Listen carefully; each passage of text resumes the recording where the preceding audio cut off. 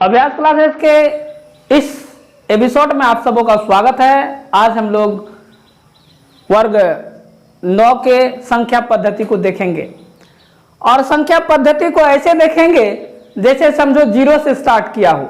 क्योंकि होता क्या है, मैथमेटिक्स की वजह से हम लोग हमेशा पीछे हो जाते हैं। क्योंकि मैथमेटिक्स का जो डर होता है इंसान में एक संशय बनी होती है, एक कहानी के तरह। जैसे कि अगर कोई कह दे कि फलाने जगह एक पेड़ है, उस पे एक भूत बैठा हुआ है, तो हम डर जाते हैं। एक छोटी सी कहानी है, एक छोटी सी कहानी से हम शुरुआत करेंगे और इसके बाद जो है हम लोग जब मैथमेटिक्स की ओर चलेंगे तो हमें उम्मीद है कि मैं आपको इतना बता पाऊं कि मैथमेटिक्स ऐसा लगे जैसे कि एकदम हवा में तैर रहा है। मतलब छूने से पहले आपका मैथमेटिक्स अगर नहीं बना तो बताना बेकार है। तो चलिए पहले एक कहानी की बात हम किए हैं, पहले उस कहानी को सुन लेते हैं। बहुत ही रोचक कहानी है, अगर सुनेंगे तो हमें उम्मीद है कि आपको अच्छा लगेगा।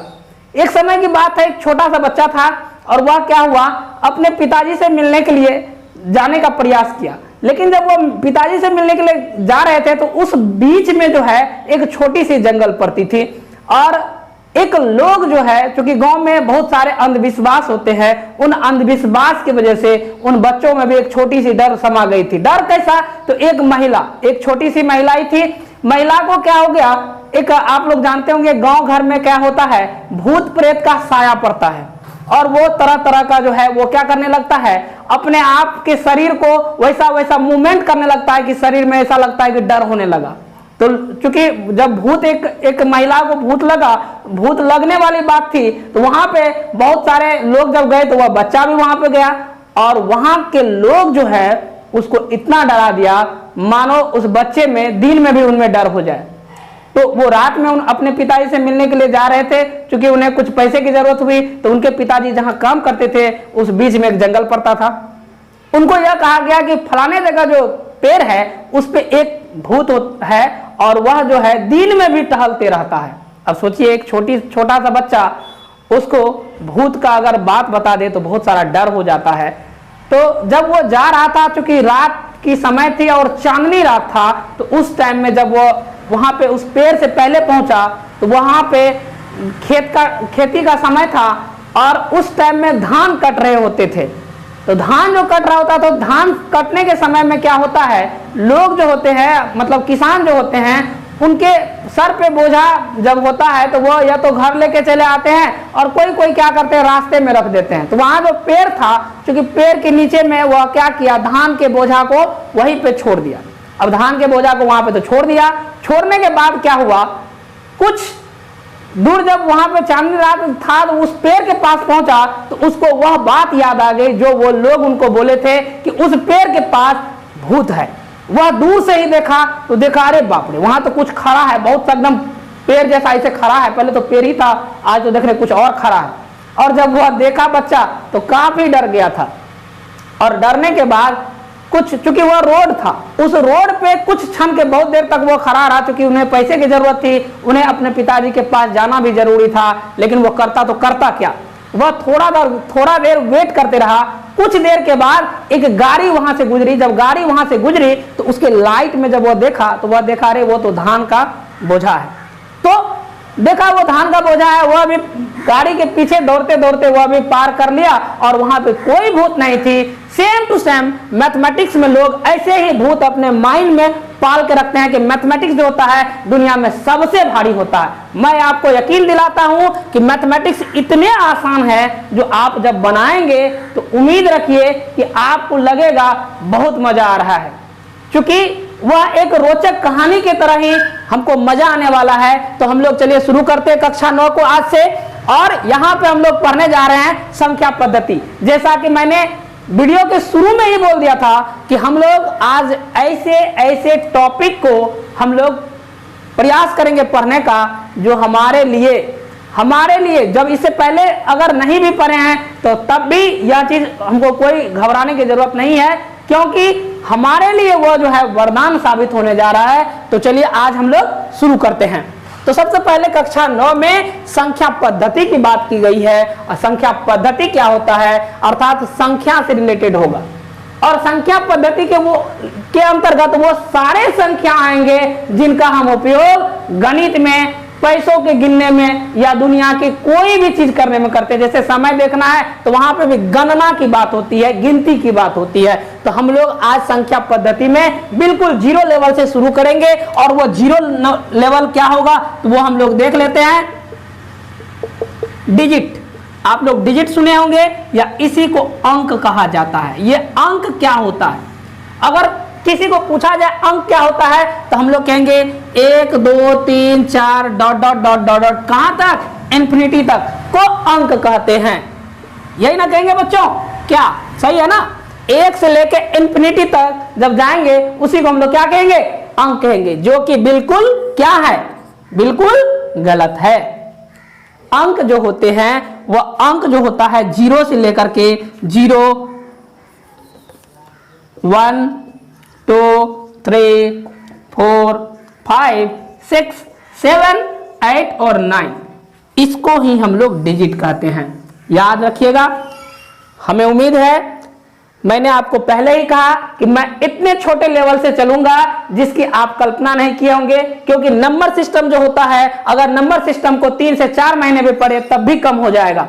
लेकिन मैं आपको बहुत कम समय में, चूंकि 9th क्लास में जितने हम लोगों को पढ़ने के लिए होगा, मैं चाहूंगा, मैं कोशिश करूंगा कि उससे पीछे वाली बात भी थोड़ी थोड़ी आप लोगों को बता दूं। तो चलिए हम लोग यहां पे शुरू करते हैं डिजिट से। तो डिजिट कौन सा हो गया, 0 से लेकर के 9 तक। और अगर पूछा जाए कि कितने डिजिट्स होते हैं, डिजिट्स की संख्या क्या होगी, तो वह टोटल हो जाएगा कितना। यहां से काउंटिंग करना शुरू कीजिए। यहां पहले 0 को छोड़िए और यहां से लेके यहां तक, तो ये हो गए 9 और एक शुरू में 0 है, तो वो दोनों मिलाकर के हो गए कितने, 10। अर्थात 0 से लेकर के 9 तक जो होते हैं इसी को क्या कहते हैं, डिजिट्स कहते हैं। हमें उम्मीद है कि डिजिट्स हम लोग समझ पाए हैं। हम लोग जो डिजिट्स देखे हैं या डिजिट्स जो होते हैं इनकी संख्या तो हम लोग देख चुके हैं। तो अब देखते हैं हम लोग संख्या क्या होता है। तो देखिए संख्या, अब प्रश्न यह उठता है कि क्या 0 से लेकर के 9 तक को क्या हम संख्या नहीं कहेंगे? बिल्कुल संख्या कहेंगे। लेकिन संख्या किसको कहते हैं, इनको भी तो थोड़ा सा देखा जाए। संख्या कहते हैं डिजिट से बने, डिजिट्स मतलब अंक से बने हुए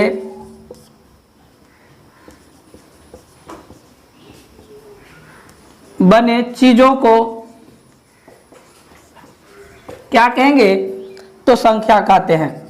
अर्थात संख्या ही तो है, यहां से लेके यहां तक यह भी एक संख्या ही है। लेकिन अगर डिजिट्स अंक की बात कहा जाए तो ये यहां से यहां तक को ही अंक माना गया है। अब देखिए यहां पे संख्या जो होता है वह क्या होता है। तो देखिए संख्या में बहुत सारे चीज आप लोग पढ़े होंगे।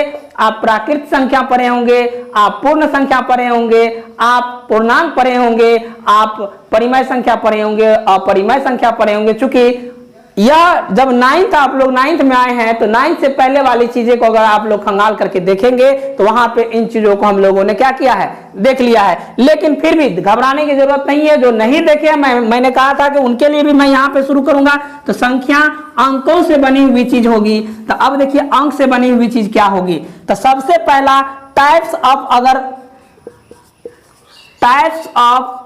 अगर हम क्या कहें,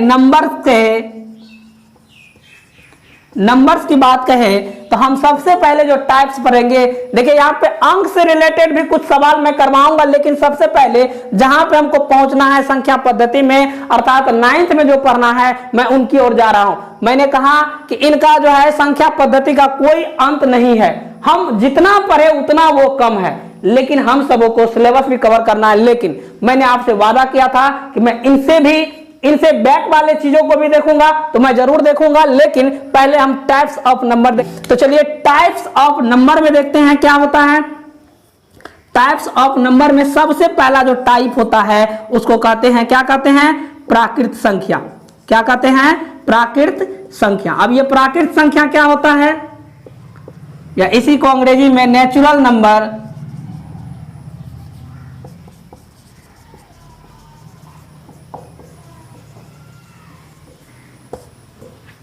प्राकृत संख्या क्या होता है तो आप लोग जानते होंगे। और यदि नहीं जानते हैं तो हमने कहा था कि घबराने की कोई जरूरत नहीं है। प्राकृत संख्या कहते हैं किसको, इसको हम परिभाषित करते हैं। गिनती की संख्या को क्या कहते हैं, प्राकृत संख्या कहते हैं।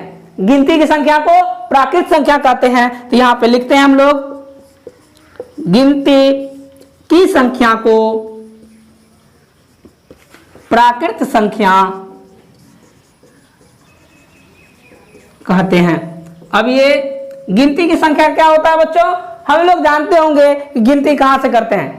गांव घर में देखे होंगे जब तराजू पे माप तोल की जाती है, जब खेत में अनाज होते हैं तो वहां पे काउंटिंग की जाती है, राम 1 2, तो राम से काउंटिंग होगी? बिल्कुल नहीं। काउंटिंग कहां से होगी? तो 0 से होगी, हमको उम्मीद है।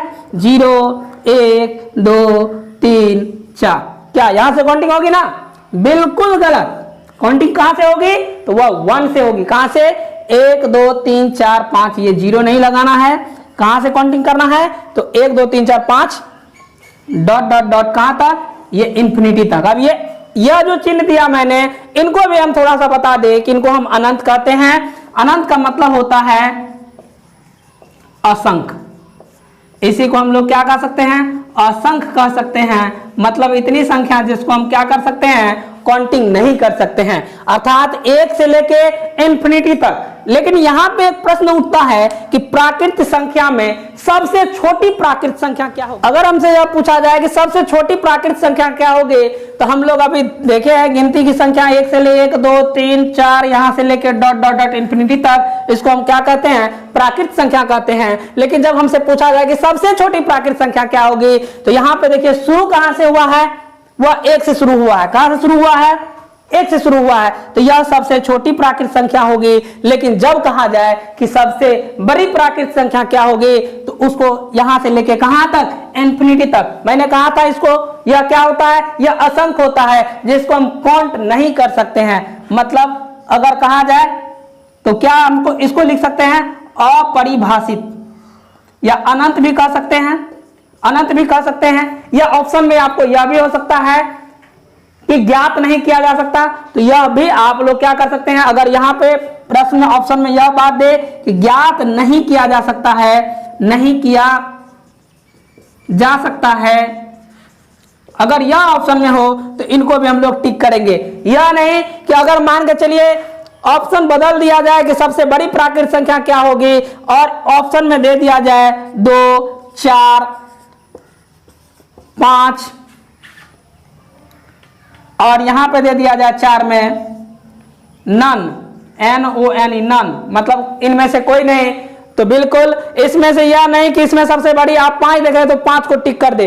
इसमें नन ऑफ दीज को मारेंगे। क्यों?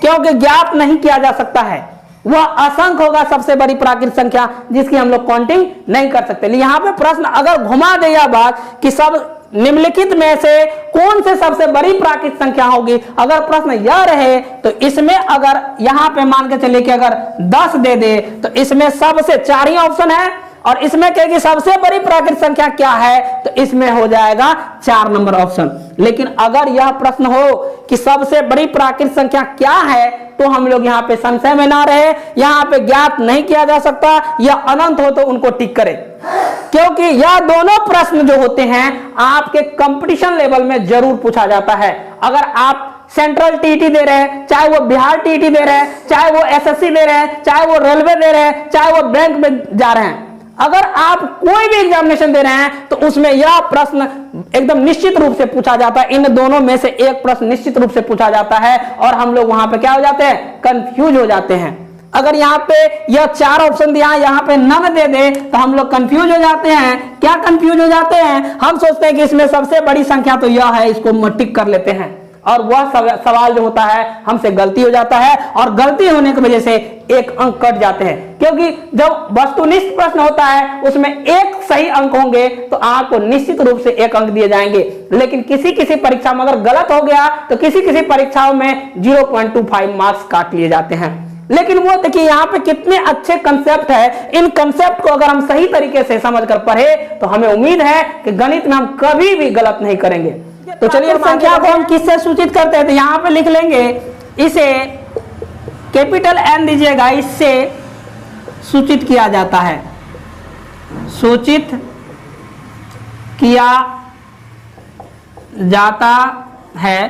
तो यहां पे जैसे में क्या लिख सकते हैं, प्राकृत संख्या के जैसे में अभी हम लोगों ने पढ़ा है, क्या लिख सकते हैं? n इक्वल टू लिख सकते हैं 1 2 3 4 डॉट डॉट डॉट कहां तक, इन्फिनिटी तक। इसमें कभी भी आप धोखा ना खाए, 1 से लेके इन्फिनिटी मतलब अनंत होता है, या नहीं कि 1 से लेके 100 तक होगा। तो इन्फिनिटी का मतलब अनंत होता है या ज्ञात नहीं किया जा सकता। ये दो ऑप्शन अगर बड़ी प्राकृत संख्या पूछे तो वहां पे ये बताएंगे, कंफ्यूजन में ना रहे। अब हम लोग पढ़ेंगे इस प्राकृत संख्या के जस्ट बाद हम लोग पढ़ेंगे पूर्ण संख्या। ये पूर्ण संख्या क्या होती है, थोड़ा सा इनको भी हम लोग देख ले, क्योंकि इनसे जस्ट रिलेटेड है। तो प्राकृत संख्या किसको कहते हैं, गिनती की संख्या को प्राकृत संख्या कहते हैं। अब इसी में यह प्रश्न छिपा हुआ है कि अगर शून्य आ जाए, ठीक है, अगर गिनती की संख्या के समूह में, गिनती की संख्या के समूह में यदि शून्य शामिल करेंगे तो उस पूरे समूह को हम क्या कहेंगे, पूर्ण संख्या कहेंगे। एक बार फिर से, गिनती की संख्या के समूह में क्या करेंगे, यदि शून्य को शामिल करेंगे तो उस पूरे समूह को हम क्या कहेंगे, पूर्ण संख्या कहेंगे। तो यहां पे लिखते हैं, गिनती की संख्या के समूह में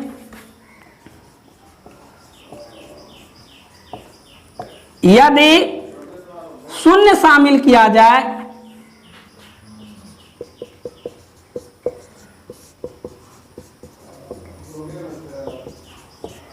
कॉमा पूरे समूह को क्या कहेंगे, पूर्ण संख्या कहेंगे। पूर्ण संख्या कहते हैं। और इसे जो है एक और इसका परिभाषा देखिए, यहां से गिनती की संख्या के समूह में यदि शून्य शामिल किया जाए तो पूरे समूह को क्या कहेंगे, पूर्ण संख्या कहेंगे। और पूर्ण संख्या देखिए यहां पे, चूंकि गिनती की संख्या क्या थी, यहां पे देखते हैं 1 2 3 4 5 6 7 डॉट डॉट डॉट कहां तक था, इन्फिनिटी तक था। यह क्या था, इसको हमने कहा था प्राकृत संख्या। इसको हमने क्या कहा था, इनको हमने कहा था प्राकृत संख्या। याद रखिए, क्योंकि प्राकृत संख्या के समूह में हमने क्या कहा, शून्य को शामिल किया, इसको शून्य कहते हैं, शून्य को शामिल किया और उन्हीं को हमने क्या कहा, पूर्ण संख्या कहा। लेकिन यहां पे देखिए, यहां पे अगर एक और परिभाषा यहां से निकल करके आ सकता है कि शून्य से शुरू होने वाले कौन सा प्राकृत संख्या को हम क्या कहेंगे, पूर्ण संख्या कहेंगे। क्योंकि देखिए ये प्राकृत संख्या है, ये क्या है, प्राकृत संख्या है। किसको कहते हैं प्राकृत संख्या, तो 1 से लेकर अर्थात काउंटिंग की संख्या को हम क्या कहते हैं, प्राकृत संख्या कहते हैं। तो प्राकृत संख्या के समूह में यदि शून्य शामिल करेंगे तो उसे हम क्या कहेंगे, पूर्ण संख्या कहेंगे। लेकिन यहां पे देखिए, चूंकि प्राकृत संख्या कहां से शुरू हो रहा है, शून्य में अगर उसके शुरू में शून्य लगा देते हैं तो इस पूरे समूह को हम क्या कहते हैं, पूर्ण संख्या कहते हैं। क्या कहते हैं, पूर्ण संख्या कहते थे। एक और परिभाषा हम इसको लिख सकते हैं कि शून्य से शुरू होने वाले प्राकृत संख्या, शून्य से शुरू होने वाले प्राकृत संख्या को हम क्या कहेंगे, पूर्ण संख्या कहेंगे। अब यहां पे एक प्रश्न और उठता है कि आखिर इस प्राकृत संख्या में सबसे छोटी प्राकृत संख्या क्या होगी। तो आप आराम से बता सकते हैं कि इस पूरे पूर्ण संख्या में सबसे छोटी पूर्ण संख्या क्या होगी। तो यहां पे आप आराम से बता सकते हैं सबसे छोटी पूर्ण संख्या क्या होगी, तो वह 0 होगी। लेकिन अगर कहा जाए कि सबसे बड़ी पूर्ण संख्या क्या होगी, तो आप इसमें भी कभी नहीं हिचकिचाएंगे, आप आराम से उत्तर दे पाएंगे। क्योंकि सबसे बड़ी कहां जाएगी, इन्फिनिटी जाएगी, अनंत जाएगी, या उसी को ऑप्शन में होगा कि अपरिभाषित, जिसे परिभाषित नहीं किया जा सके, या अनंत होगा तो अनंत को मारेंगे। तो इन दोनों प्रश्नों में आपको दिक्कत नहीं होनी चाहिए, क्योंकि यह दोनों प्रश्न भी आपके एग्जामिनेशन में, कंपटीशन लेवल के एग्जामिनेशन में निश्चित रूप से पूछ लिया जाता है। और 9th की तो बात ही छोड़िए, क्योंकि 9th में तो पूछता ही है, 9th का चीज ही है। लेकिन अगर आप कंपटीशन की तैयारी कर रहे हैं तो वहां पर भी यह चीज रामबाण की तरह क्या होगा, साबित होगा। चलिए हम लोग आगे चलते हैं।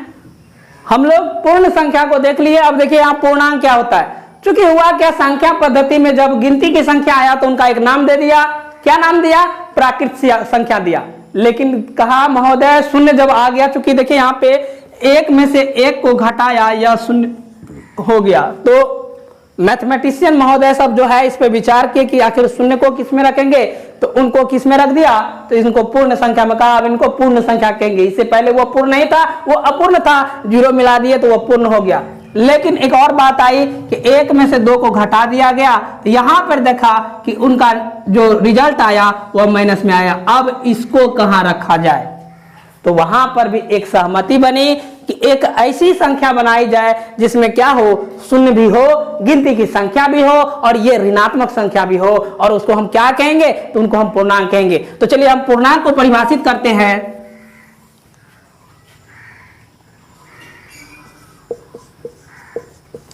गिनती की संख्या तथा शून्य के समूह में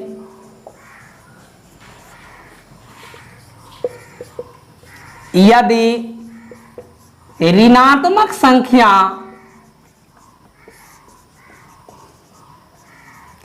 शामिल कर दे, गिनती की संख्या तथा शून्य के समूह में यदि ऋणात्मक संख्या को शामिल किया जाए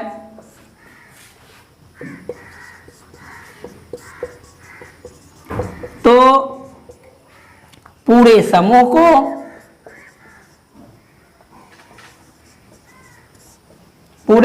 को क्या कहेंगे, तो हम पूर्णांक कहेंगे। क्या कहेंगे, पूर्णांक कहेंगे। कोई दिक्कत? और इसे जो है यहां पे लिखेंगे, इसे Z से सूचित किया जाता है, सूचित किया जाता है। जैसे में लिख सकते हैं, क्या लिख सकते हैं, जैसे में Z बराबर क्या, तो यहां पे किधर से माइनस, माइनस कहां तक, इन्फिनिटी से आएगा ऋणात्मक में, सॉरी यहां पे सपोज दैट यहां पे -4, -3, -2, -1, 0, 1, 2, 3, 4, 5 डॉट डॉट डॉट कहां तक, इन्फिनिटी तक। यह देखिए यहां पे इन्फिनिटी से माइनस में आ रहा है और यहां पे शून्य होकर के यह पॉजिटिव आ रहा है। और ये एक बात याद रखिएगा, अगर इसमें कहा जाए कि सबसे छोटी पूर्णांक क्या होती है, तो वह क्या हो जाएगा, ध्यान रखिए, यह इन्फिनिटी होगा।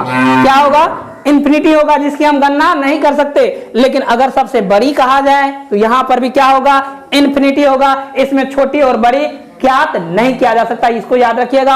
अगर सवाल में यह प्रश्न पूछे कि सबसे छोटी पूर्णांक क्या होगी, तो यहां पर इन्फिनिटी होगा, और सबसे बड़ी पूर्णांक संख्या क्या होगी, तो यहां पर भी यह इन्फिनिटी होगा। इनको बिल्कुल याद रखिएगा। अब देखिए इसमें क्या क्या है, जरा गौर से देखेंगे तो इसमें क्या क्या है, इनको हम जरा गौर से देखें। यहां से लेकर के यहां तक यह क्या है, ऋणात्मक संख्या है। यह क्या है, ऋणात्मक संख्या है। अब ये ऋणात्मक और धनात्मक क्या होता है, अगर आप कहेंगे तो इनका भी मैं एक वीडियो शूट करके आपको आपके चैनल पे डाल दूंगा। लेकिन यह ऋणात्मक में याद रखिए कि इसमें माइनस चिन्ह होगा। ठीक है, आगे बढ़ते हैं। यह देखिए यहां पर यह क्या है, यह शून्य है। यह क्या है, शून्य है। लेकिन यहां से लेकर यहां तक यह क्या है, यह गिनती की संख्या है, या इसी को हम क्या कह सकते हैं, प्राकृत संख्या कह सकते हैं। क्या कह सकते हैं, प्राकृत संख्या कह सकते हैं। यदि हमको प्रश्न में यह बात पूछ दे, प्रश्न में यह बात पूछ दे कि पूर्णांक जो होंगे, सवाल में दे दिया जाए कि यहां पे 5 जो है वह क्या है, ऑप्शन में दे दे कि पूर्णांक है, नंबर 2 के ऑप्शन में दे दे यह प्राकृत संख्या है, और नंबर 3 में दे दे पूर्ण संख्या है,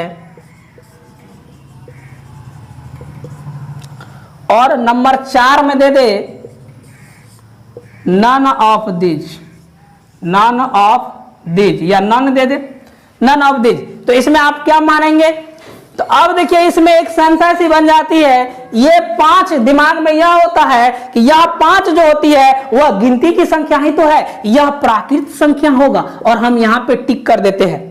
तो याद रखिए, क्योंकि इस प्राकृत संख्या को हमने देखा था कहां पर, हमने पूर्णांक में भी देखा था। यहां देखिए यह ऋणात्मक भी आ रहा है, शून्य भी आ रहा है, और प्राकृत संख्या भी आ रहा है। तो संख्या कोई भी हो, चाहे वो धनात्मक हो या ऋणात्मक हो, या ऋणात्मक हो या शून्य हो, ये सभी मिलकर के क्या बनाता है, तो यह पूर्णांक बनाता है। यह क्या बनाता है, पूर्णांक बनाता है।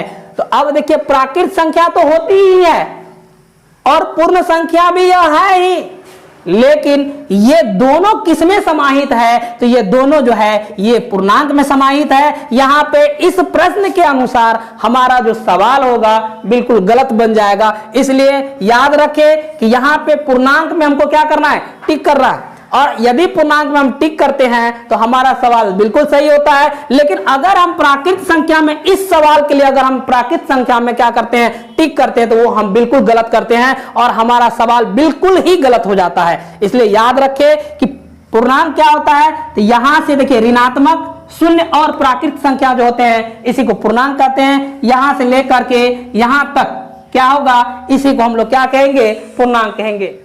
तो यहां पे हम कुछ प्रश्न लिखे हैं, यह पूर्ण संख्या, प्राकृत संख्या और पूर्णांक से यह प्रश्न लिया गया है। तो इन प्रश्नों को हम जो अभी कंसेप्ट सीखे थे उसी कंसेप्ट के आधार पर इनको हम हल करने का प्रयास करते हैं। तो यहाँ पे जो प्रश्न दिए गए हैं इनको गौर से पढ़िए। दिया गया निम्नलिखित प्रश्नों में सही के लिए सही का निशान तथा गलत के लिए गलत का निशान जो है यहाँ क्रॉस का निशान लगावे। अब देखिए यहाँ पे हम सब यदि कंसेप्ट नहीं पढ़ेंगे तो यहाँ पे आराम से गलती कर बैठेंगे। देखिए यहाँ पे क्या दिया गया है, पहला जो प्रश्न है इसको गौर से पढ़िएगा, सारे प्रश्नों को अगर गौर से पढ़िएगा तो सारे प्रश्नों का सही सही हम लोग जवाब दे पाएंगे। और एक बात, यदि आप लोगों का इसमें से जैसे 1 2 3 4 5 6 प्रश्न दिया गया है, इन 6 प्रश्नों में से आपका उत्तर जो भी सही आए आप कमेंट बॉक्स में उसका 1 नंबर दे करके उसको सही होगा कि सही उसका चिन्ह लगा करके अवश्य भेजें, ताकि हम ये बात समझ पाए कि आपको जो मैंने समझाया वो सही से आप समझ पाए हैं। तो चलिए हम लोग देखते हैं पहला प्रश्न को। पहला प्रश्न में दिया गया कि सभी प्राकृत संख्या पूर्ण संख्या होती है। सवाल कहा गया कि सभी प्राकृत संख्या पूर्ण संख्या होती है। तो यहां पे देखिए चूंकि सभी प्राकृत संख्या क्या होता था, काउंटिंग होता था 1 2 3 4 डॉट डॉट डॉट कहां तक, इन्फिनिटी तक। तो सभी प्राकृत संख्या क्या पूर्ण संख्या होगी, हाँ या नहीं, बिल्कुल होगी। क्यों, तो इसमें सही का निशान लगाएंगे, क्योंकि जब पूर्ण संख्या की बात की जाए तो वह शून्य से शुरू होता है, जबकि प्राकृत संख्या जो होता है वह गिनती की संख्या होता है। तो यहाँ 1 से लेकर के 1 से लेकर के कहां तक, इन्फिनिटी तक, वह क्या होगा, प्राकृत संख्या होगा। जबकि शून्य भी यदि शामिल होता तो वह भी पूर्ण संख्या होता। अर्थात 1 नंबर का प्रश्न जो कह रहा है कि सभी प्राकृत संख्या पूर्ण संख्या होती है, तो बिल्कुल क्या है, वो सही है। नंबर 2 के प्रश्नों को देखते हैं हम लोग। नंबर 2 में दिया गया है कि सभी पूर्ण संख्या प्राकृत संख्या होती है। तो सभी पूर्ण संख्या क्या प्राकृत संख्या होगी, तो यहाँ पे देखिए सभी पूर्ण संख्या में क्या होता है, यह शून्य से शुरू होता है, आप लोग जानते हैं। तो सभी पूर्ण संख्या, ये पूर्ण संख्या क्या ये प्राकृत संख्या होगी, तो बिल्कुल नहीं होगी। क्यों, क्योंकि गिनती की संख्या में यह शून्य नहीं होता है, जिसके वजह से यह सवाल जो 2 नंबर है बिल्कुल रॉन्ग है। इसको हम लोग यहाँ पे क्रॉस कट लेंगे और ये इस तरह से सही होगा। अगर इसमें अगर कोई कंफ्यूजन हो तो इस वीडियो को शुरू से 2 से 3 बार देखिएगा। हमको उम्मीद है कि इनका कंसेप्ट आपको आराम से आ जाएगा। नंबर 3 में देखते हैं, सभी पूर्ण संख्या पूर्णांक होती है। तो सभी पूर्ण संख्या क्या होती है, पूर्णांक होती है। तो पूर्णांक का क्या था परिभाषा, पूर्णांक का परिभाषा था कि ऋणात्मक संख्या, शून्य संख्या और गिनती की संख्या के समूह को हम क्या कहते थे, पूर्णांक कहते थे। तो पूर्ण संख्या इसमें समाहित होगी कि नहीं होगी, तो यह बिल्कुल सही है, बिल्कुल होगी। नंबर 4 नंबर का सवाल देखते हैं। इसमें दिया गया है सभी पूर्णांक पूर्ण संख्या होती है। तो यहां देखिए सभी पूर्णांक पूर्ण संख्या होती है। तो सभी पूर्णांक क्या होंगे, पूर्ण संख्या होंगे, तो बिल्कुल नहीं होंगे। क्यों नहीं होंगे, तो इसका उत्तर आप लोग जब कंसेप्ट को देखेंगे तो आपको स्वतः मिल जाएगी। लेकिन यह प्रश्न इसलिए आपको करा रहे हैं ताकि आपके जो कंफ्यूजन होंगे उनको भी दूर इस प्रश्न के द्वारा आप कर पाएंगे। चलिए यहाँ पे नंबर 5 में देखते हैं। दिया गया सभी प्राकृत संख्या क्या पूर्णांक होती है। यहां देखिए फिर से सवाल को, सभी प्राकृत संख्या क्या पूर्णांक होती है। तो सभी प्राकृत संख्या पूर्णांक होगी या नहीं होगी, बिल्कुल होगी। क्यों, क्योंकि पूर्णांक के अंतर्गत वो सारे चीज आते हैं, चाहे वो प्राकृत संख्या हो चाहे वो पूर्ण संख्या हो। ये सारे संख्या को हम लोग किसके अंतर्गत रखते हैं, तो हम लोग पूर्णांक के अंतर्गत रखते हैं, इंटीजर के अंतर्गत रखते हैं। तो यहाँ पे यह 5 नंबर का सवाल था। 5 नंबर तक हम लोगों ने सॉल्व किया। 6 नंबर में दिया गया है कि सभी पूर्णांक प्राकृत संख्या होती है। सभी पूर्णांक प्राकृत संख्या होती है। क्या सभी पूर्णांक प्राकृत संख्या होंगे? बिल्कुल नहीं होंगे। यहां पे क्रॉस का निशान लगाएंगे तो इस तरह से हम लोगों ने यहां पे पूर्ण संख्या, प्राकृत संख्या और पूर्णांक से रिलेटेड जितने भी प्रश्न थे, जितने भी प्रश्न बन रहे थे, उन सबों को सॉल्व किया। अब हम लोग देखते हैं आगे। लोगों ने पूर्णांक तक देख लिया, अब हम लोग देखेंगे परिमेय संख्या। क्योंकि इसमें परिमेय संख्या में उन सारे चीजों का यूज होगा जो हम लोगों ने पढ़ा। क्योंकि अगर उनको अगर नहीं जानते तो यह परिमेय संख्या भी सही तरीके से नहीं जान पाते, क्योंकि इसमें उनका यूज भरपूर है। अब देखिए, हम अगर पूछेंगे किसी बच्चों से कि परिमेय संख्या किसे कहते हैं, तो वह परिभाषा देंगे वैसी संख्या जो P/Q के रूप में लिखा जाए, जहां Q नॉट इक्वल टू 0 हो, उसे परिमेय संख्या कहते हैं। इसको पहले लिखते हैं, देखते हैं वो सही है या नहीं है। यहाँ पे देखते हैं, इसको अगर पूछा जाए कि परिमेय संख्या किसे कहते हैं तो वह क्या बताएगा, उनको हम लिखते हैं। पहले कहा जाएगा वैसी संख्या जिसे P/Q के रूप में लिखा जा सके, जहां Q नॉट इक्वल टू 0 हो, कॉमा, उसे परिमेय संख्या कहते हैं। परिमेय संख्या कहते हैं। क्योंकि यह प्रश्न हम कई बच्चों से पूछा और उनमें यही अवधारणाएं थी कि वैसी संख्या जिसे P/Q के रूप में लिखा जा सके, जहां Q नॉट इक्वल टू 0 हो, उसे परिमेय संख्या कहते हैं। क्या यह सही है? तो यह बिल्कुल गलत है। देखिए कैसे, इस प्रश्न के अनुसार, इस परिभाषा के अनुसार यदि हम लोग लिखेंगे तो यहां पे देखिए √2 भी एक परिमेय संख्या हो जाएगा। वो कैसे? तो यहां कहा वैसी संख्या जिसे P/Q के रूप में लिखा जा सके, जहां Q नॉट इक्वल टू 0 हो। तो हम √2/1 लिख सकते हैं क्या? इसमें अगर भाग देंगे तो हमें भागफल जो है वह √2 ही आएगा। आएगा या नहीं आएगा? तो इसको क्या हम P/Q के रूप में नहीं लिख सकते हैं? P/Q Q के रूप में लिखा जा सके, P/Q के रूप में लिख सकते हैं। Q नॉट इक्वल टू 0 हो, उसे परिमेय संख्या कहते हैं। अर्थात हमारा √2 भी क्या हो जाएगा? इस परिभाषा के अनुसार एक परिमेय संख्या होगा, जो कि बिल्कुल गलत है। हम लोग जानते हैं कि √2 जो है एक अपरिमेय संख्या है। यह कैसे है आगे हम लोग देखेंगे, लेकिन उससे पहले जो इसमें क्या कमी है, उन कमी को हम लोग दूर करते हैं, उनको देखते हैं। हम लोग लिखते हैं पहले वैसी संख्या जिसे P/Q के रूप में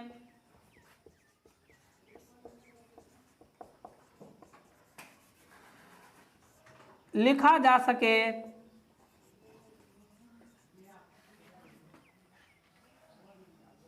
जहां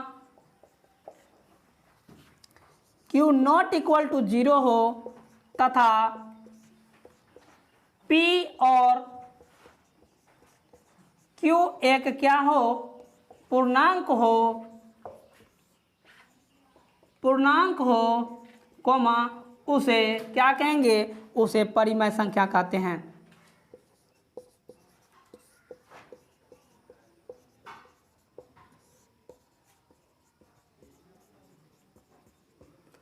क्योंकि देखिए यहां पे उस परिभाषा में क्या अंतर था और इस परिभाषा में क्या अंतर है, गौर से देखेंगे तो इसमें आसमान और धरती का अंतर है। देखिए हमने क्या कहा कि वैसी संख्या जिसे P/Q के रूप में लिखा जा सके या लिखा जा सके, जहां Q नॉट इक्वल टू 0 तथा P और Q क्या हो? एक पूर्णांक हो। यह बात यहां पे मैंने क्या किया है? अलग से मेंशन किया है इसमें, क्योंकि इस परिभाषा के अनुसार परिमेय संख्या उसे ही कहेंगे। यह बात वहां पे मेंशन नहीं थी, जहां पे हमने क्या किया, √2 को भी एक परिमेय संख्या कह रहा था उस परिभाषा के अनुसार, जो कि बिल्कुल गलत था, यह हम लोग जानते थे। लेकिन उस परिभाषा के अनुसार अगर P और Q पूर्णांक नहीं होगा तो √2 को क्या हम परिमेय संख्या नहीं कह सकते? बिल्कुल कह सकते हैं। देखिए कैसे, यहाँ पे बटन नीचे में 1 दे सकते हैं और P यहाँ पे देखिए क्या है और Q यहाँ पे क्या है। केवल इसमें यह बात कही गई थी कि वैसी संख्या जिसे P/Q के रूप में लिखा जा सके, जहां Q नॉट इक्वल टू 0 हो। केवल कहा कि Q जो है यह 0 नहीं होना चाहिए, बाकी कुछ भी रहे वह परिमेय संख्या होगा, अगर यह बात नहीं लिखी होती तो।